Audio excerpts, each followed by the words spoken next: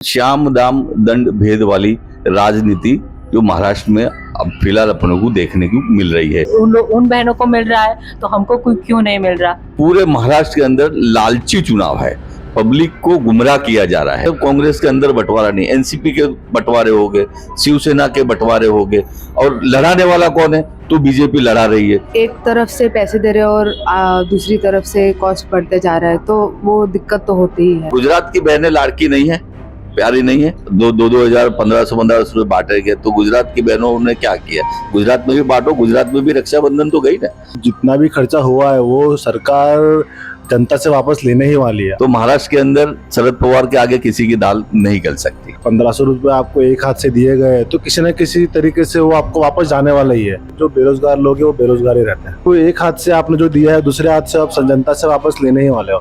तो 2 महीने पहले ये करने के बदले अगर आप लोगों के डेवलपमेंट में ध्यान दोगे तो वो अच्छा रहेगा। बायस मत दो वैसा कि 2 महीने पहले उनको लालच की चीज दी और आप उनको बोल रहे हो कि हमारे लिए वोट दो, कि हमने ये सब कुछ किया, बल्कि आपने कुछ किया नहीं है। लोगों के आंखें बंद की जाती है पैसे दिखा के। आज अगर लाड़की बहन योजना में अगर, और ये जो कुछ भी होता है वो इलेक्शन के 2 महीने 3 महीने पहले ही होता है कि ये 3 गठबंधन मजबूत रहेगा।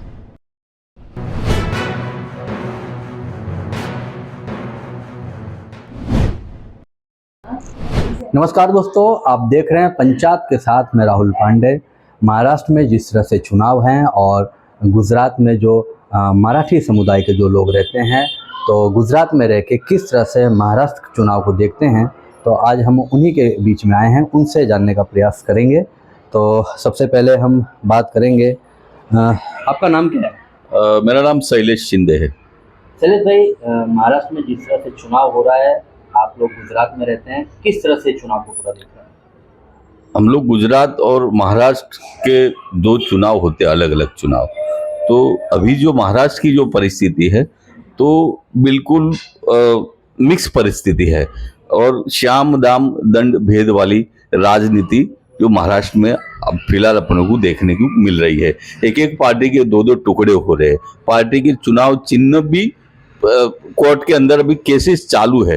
वो चुनाव चिन्ह किसका है अभी वो टेम्पररी है, नीचे बैनर पे भी लिखा जाता है कि भाई कोर्ट मैटर चालू है। ये परिस्थिति के अंदर और पूरे महाराष्ट्र के अंदर लालची चुनाव है, पब्लिक को गुमराह किया जा रहा है। पब्लिक को पैसे और चीज बांट के कहीं साड़ियां बांटी जा रही है, कहीं पैसे बांटे जा रहे, और बहुत वो तो चलो चुनाव का एक हिस्सा है, लेकिन सरकार भी इसमें शामिल है। सरकार, कौन सी सरकार ऐसी है कि राज्य के पैसे लुटाकर चुनाव लड़ने जा रही है?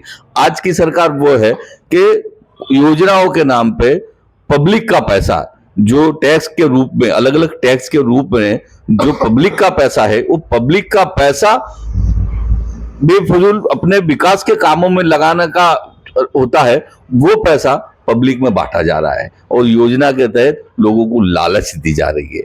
ऊपर प्रधान साहब बोलते हैं कि भाई लालच का राजकारण नहीं करना चाहिए, और वो खुद भी तो लालच का राजकारण करते हैं। रेवड़ियां बोलते हैं कि रेवड़ियां खुद भी वो बोलते हैं कि भाई वो केजरीवाल को बोलते हैं कि रेवड़ियां मत बांटो, और खुद भी तो 5-5 साल तक फ्री में अनाज बांटने की रेवड़ियां तो वो भी खुद बांट रहे हैं। फिलहाल देश का राजकारण 3 हिस्सों पर चल रहा है। गरीबों में मुफ्त बांटो, अमीरों को दो, और मध्यम वर्ग के लोगों को उसके पास से टैक्स के रूप में पैसा लो। अमीरों को बांटा जा रहा है, गरीबों को मुफ्त में बांटा जा रहा है, और बीच वाला इंसान वो पिसाता जा रहा है। बिल्कुल कर्जे पे कर्जा देश पे होता जा रहा है, लेकिन देश का पैसा बर्बाद होते जा रहा है। यानी हम लोग जो देखते हैं यहाँ पे बैठ के, जो राजनीति के तौर पे कि अलग अलग जैसे बोलते हैं ना कि भाई वो बंदर का खेल कैसा होता है, वैसा महाराष्ट्र का खेल हो गया है। इसको ये बांटो, उसको वो बांटो, और बंटवारा ऐसा हो रहा है। और हम लोग देख रहे जो सरकार, किसी एक की सरकार नहीं आ रही है, वहां पे सब मिक्स सरकार आएगी। जो भी सरकार आएगी मिक्स सरकार आएगी। और वो बोलते हैं ना हमारे गुजराती में हमारे कहावत है कि बेनी बच्चे तीजो भावी जाए, ऐसे वहां पर हमको देखने मिल रहा है कि इस बाजू एनसीपी लड़ रही है, इस बाजू शिवसेना अंदर अंदर लड़ रही है, इस बाजू बीजेपी किसको सपोर्ट करेगी, ये भी प्रॉब्लम हो रहे हैं। क्योंकि गठबंधन तो हो गया, फिर भी लोग चुनाव तो लड़ ही रहे। आपको ऐसा क्यों लग रहा है कि वहाँ पे अलग यानी तीनों जो लड़ रहे हैं तो अलग ही सरकार आएगी? ओबियसली बट नेचुरल है कि लड़ाई के अंदर जब बंटवारे होते हैं तो किसी एक पार्टी को मजबूत, जैसे कांग्रेस के अंदर बंटवारा नहीं है, बरसों से कांग्रेस के अंदर बंटवारा नहीं, एनसीपी के बंटवारे हो गए, शिवसेना के बंटवारे हो गए, और लड़ाने वाला कौन है? तो बीजेपी लड़ा रही है, ये सभी लोगों को बीजेपी लड़ाई है, कहीं पैसे के राजकारण से, कहीं दम दाटी देकर, ऐसे करके वो, तो लोगों की नजर में सिंपत्ति कहाँ जा रही है? तो कांग्रेस को जा रही है, ये मेरा मानना है। यानी आपको ऐसा लग रहा है कि ये जो जितने भी वोट हैं ज्यादातर जो सिंपत्ति का वोट है वो कांग्रेस को मिलेगा? बिल्कुल, सिंपत्ति का वोट, जो पहला वोट सिंपत्ति का मिलेगा शिवसेना को, शिवसेना की सिंपत्ति का वोट ओरिजिनल उद्धव ठाकरे जी को मिलेगा, और एनसीपी का सिंपत्ति का वोट शरद पवार जी पार्टी को मिलेगा, और कांग्रेस के तो अकबंद वोट है ही। बराबर, अगर ये महाविकास आघाड़ी साथ में मिलकर अच्छे से चुनाव लड़ेगी तो ये सिंपत्ति के वोट उन्हीं के तरफ जाएंगे, उद्धव के तरफ जाएंगे, शरद पवार साहब के पास जाएंगे और कांग्रेस के पास जाएंगे। ये तीन गठबंधन मजबूत रहेगा। शिंदे जी, जिस तरह से महाराष्ट्र के अंदर में जो परियोजनाएं थे, जो विकास कार्य जो होने थे, वो कहीं ना कहीं तब्दील होके गुजरात में लाया गया है, तो इससे आप किस तरह से देख रहे हैं?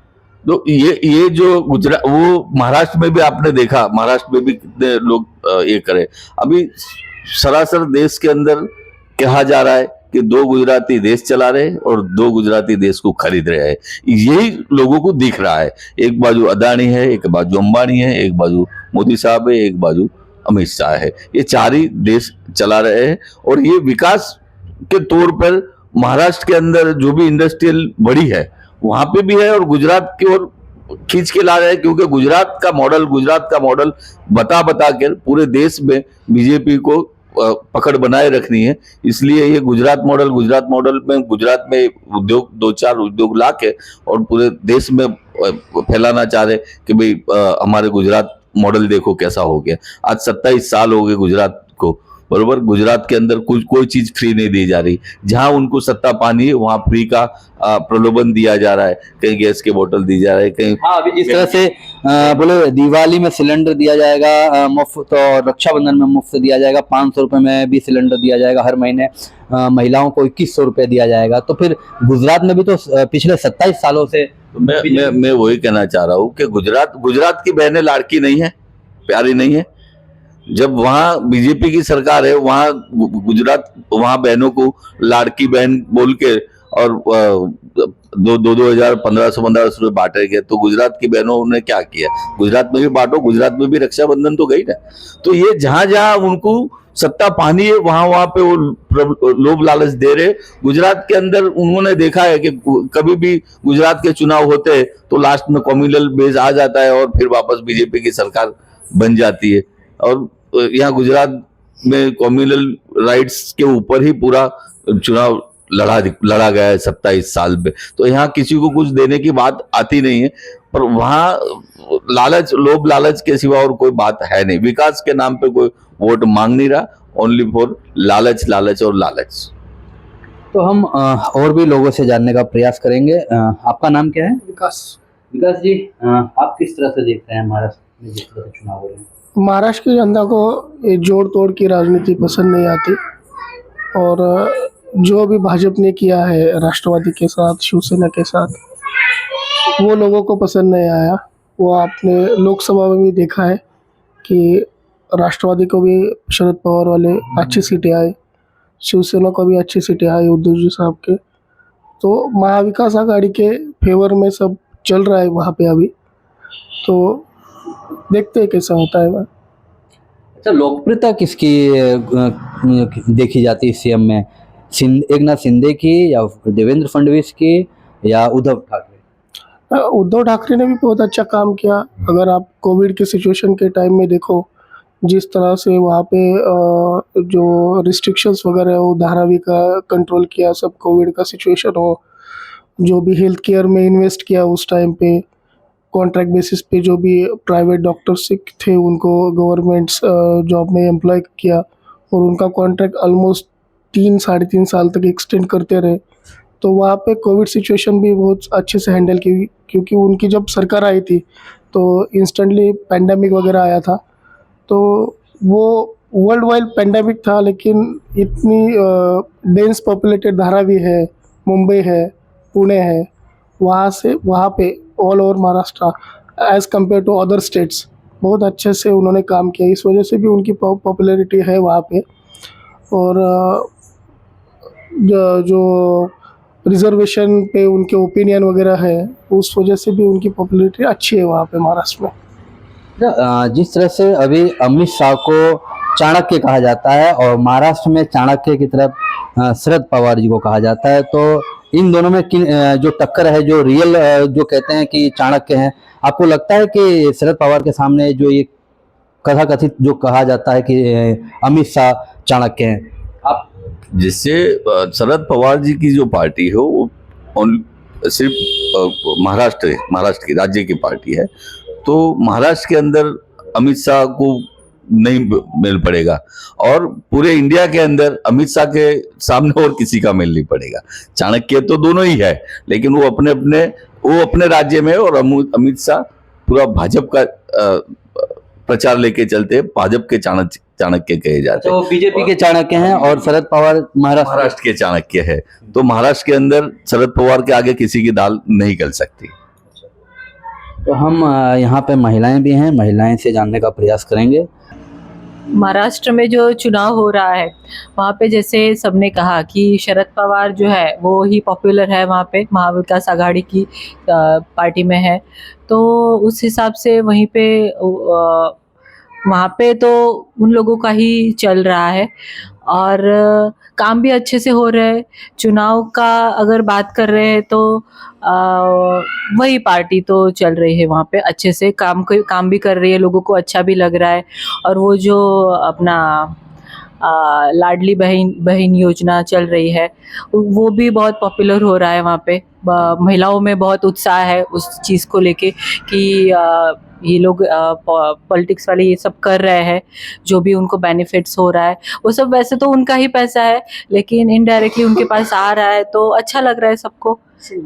हाँ, सिलेंडर एवरी दिवाली में उन लोगों ने अभी किया है कि अगर लेडीज़ के नाम पे, फीमेल के नाम पे अगर सिलेंडर है आपके घर में तो उन लोगों को फ्री में सिलेंडर 2 बॉटल सिलेंडर भी देने वाले हैं। 3 बॉटल, हाँ 3 बॉटल नहीं, रक्षाबंधन पे और दीपावली पे मुफ्त में सिलेंडर दिया जाएगा और 500 रुपये में सिलेंडर दिया जाएगा जिनको चाहिए, और 2100 रुपया महिलाओं को दिया जाएगा। तो गुजरात में भी यहाँ पे बीजेपी की सरकार है पिछले 27 वर्षों से, तो आप इसे किस तरह यहाँ देख रही हैं? हाँ, अगर महाराष्ट्र में वो लोग अगर अफोर्ड कर सकते हैं, सबको दे सकते हैं। महाराष्ट्र, हाँ, झारखंड में भी कौन सी योजना चल रही है वहाँ पे भी वैसा ही है, फीमेल को पैसा दे रहे हैं, तो महाराष्ट्र में भी वही चल रहा है। तो गुजरात में भी अगर करना है तो पॉसिबल है कि अगर वहाँ पे जो बहनें हैं उनको अगर लाभ मिल रहा है योजना का तो गुजरात को भी देना चाहिए सब बहनों को, क्योंकि यहाँ पे भी बहनें हैं अच्छे से, उनको भी लग रहा है कि अगर वहाँ पे उन बहनों को मिल रहा है तो हमको क्यों नहीं मिल रहा। सो उनको भी एक्सपेक्टेशन है कि यहाँ की जो पार्टी है वो भी हम लोगों को ऐसा कुछ बेनिफिट्स दे, अगर कोई फेस्टिवल है या ऐसा कुछ योजना के दौरान कर सकते हैं ऐसा भी। महंगाई को आप किस तरह से देख रहे हैं? जिस तरह से अभी महंगाई है, आप घर को चलाती हैं, तो आप इसे किस तरह से महंगाई? हाँ, वो इनडायरेक्टली वैसा ही हो रहा है ना कि आप वो पैसा हम लोगों को दे रहे हैं, लेकिन इनडायरेक्टली महंगाई बढ़ रही है।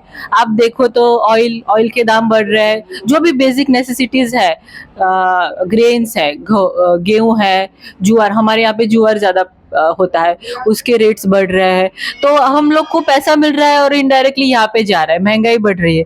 अभी दिवाली थी तो भी दिवाली से एग्जैक्टली पहले उन्होंने ऑयल के जो दाम है वो तुरंत बढ़ा दिए और अच्छे से बढ़ा है, पर केजी 10 to 20 रुपीज़ बढ़ा है, सो अच्छे से बढ़ा है। और सारी चीज़ों में जो बेसिकली लगता है कि फेस्टिवल में चाहिए, शक्कर के दाम बढ़ गए, तेल के दाम बढ़ गए, ग्रेन्स के दाम बढ़ गए, सारी चीज़ों के दाम बढ़ गए। मतलब जो भी बेसिक नेसेसिटीज़ है एवरीडे लाइफ के लिए, लाइक फॉर एग्जांपल हमारे बच्चे भी है तो ऑब्वियसली कॉस्ट ऑफ लिविंग बढ़ता है, क्योंकि जब फैमिली बढ़ती है तो कॉस्ट बढ़ता है। तो आप एक तरफ से पैसे दे रहे हो और दूसरी तरफ से कॉस्ट बढ़ते जा रहा है, तो वो दिक्कत तो होती ही है। तो हम और भी लोगों से जानने का प्रयास करेंगे। महाराष्ट्र में चुनाव हो रहे हैं, आप किस तरह से देखते हैं? मतलब महाराष्ट्र में जो अभी जो चुनाव चल रहे मतलब गुजरात और महाराष्ट्र में के चुनाव में बहुत ज़्यादा फर्क है। तो महाराष्ट्र में आप देखने जाए तो लोगों को कई तरह की चीज़ें दी जाती है, सोना दिया जाता है, पैसे दिए जाते हैं, कई बार गाड़ियाँ दी जाती है कि आप हमारे लिए वोट करो। ये लालच वाली चीज़ है, क्योंकि एंड ऑफ द डे जितना भी खर्चा हुआ है वो सरकार जनता से वापस लेने ही वाली है। आज अगर लाड़की बहन योजना में अगर 1500 रुपये आपको एक हाथ से दिए गए तो किसी न किसी तरीके से वो आपको वापस जाने वाला ही है। और ये जो कुछ भी होता है वो इलेक्शन के 2 महीने 3 महीने पहले ही होता है कि लोगों के आंखें बंद की जाती है पैसे दिखा के। मुंबई में अब तक 4 साल से जो चीज़ चल रही थी कि टोल हटाएंगे, ये करेंगे, वो करेंगे, इलेक्शन के 2 महीने पहले उन्होंने हटाया गया। अभी कितने दिन चलेगा वो पता नहीं है, बट ये जो लालच है वो अच्छी चीज़ नहीं है। मतलब अगर लोगों को अगर इलेक्शन में अगर वोट देना है तो बायस मत दो, वैसा कि 2 महीने पहले उनको लालच की चीज़ दी और आप उनको बोल रहे हो कि हमारे लिए वोट दो, कि हमने ये सब कुछ किया, बल्कि आपने कुछ किया नहीं है। इलेक्शन होने के बाद में आप एक हाथ से आपने जो दिया है दूसरे हाथ से आप जनता से वापस लेने ही वाले हो। तो 2 महीने पहले ये करने के बदले अगर आप लोगों के डेवलपमेंट में ध्यान दोगे तो वो अच्छा रहेगा। अस्पताल आप अगर इंडिया वर्ल्ड में देखने जाओ तो इंडिया में अगर पॉपुलेशन है उसके 1% भी आज इंडिया में अस्पताल नहीं है, तो खर्चे वहाँ होने चाहिए। ये टोल नाके के खर्चे हटाने से या लड़की बहन को 1500 देने से फ़र्क नहीं पड़ने वाला है इलेक्शन के 2 महीने पहले। अभी झारखंड में युवाओं के लिए कहा जा रहा है कि 5 लाख युवाओं के लिए रोजगार के लिए सृजन किया जाएगा। तो गुजरात में भी इस तरह से यहाँ पे आप रह रहे हैं, तो क्या कहना चाहेंगे बेरोजगारी को लेके? बेरोजगारी को लेकर तो देखिए सरकार सालों से बोलते आ रही है कि हमने 3 लाख जॉब किए, 5 लाख रोजगार दिए, पर आप जब रास्ते पे आते हो तब तो आप देखो लोगों के पास जॉब नहीं है। यहाँ पे लोगों आप लगता है कि आप एसी ऑफिस में बैठ के आप कमा रहे हो, लेकिन जिनके पास काम नहीं है वो महीने के 15,000 भी नहीं कमा सकते। तो जो रोजगार जो मिल रहा है वो कहाँ मिल रहा है वो तो बताइए कभी। तो यानी ये सब वादे हैं, खाली रिवणिया के तौर पे जिस तरह से बोला जाता है, बस कथनी करने में बहुत हाँ, ये सब बातें हैं जो इलेक्शन के 2 महीने पहले निकलती है, लेकिन इलेक्शन खत्म हो गए आप अपनी जगह पे हो जाते हो और जो बेरोजगार लोग हैं वो बेरोजगार ही रहते हैं, काम मिलता नहीं उन्हें।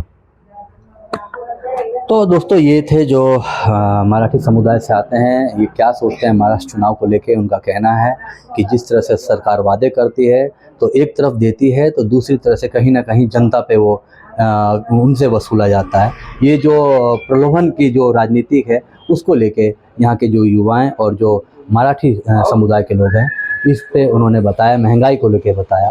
तो बाकी खबरों के लिए आप बने रहें पंचायत के साथ में। राहुल पांडे, अहमदाबाद।